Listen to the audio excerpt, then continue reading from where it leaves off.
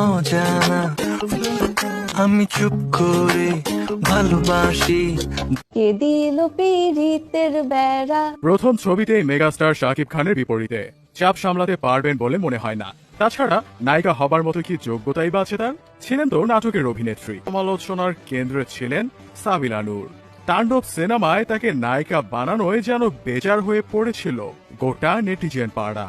এমন এই নায়িকা গানের এই সিনেমাটি নাকি নাটক হয়ে যাচ্ছে।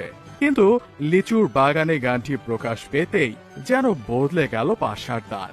খোলামেলা পোশাকে উত্তাপ ছড়িয়ে সমালোচকদের মুখে কুলুপ এঁটে দিলেন সাবিলা নূর। আইটেম গার্ল হিসেবে ভক্তদের মন জয় করে প্রমাণ করলেন নায়িকা হবার মতো সব গুণই আছে তার মধ্যে। 1995 সালের 27 মে চট্টগ্রামের পটিয়ায় জন্মগ্রহণ করেন সাবিলা নূর। তবে তিনি বেড়ে ওঠেন ঢাকা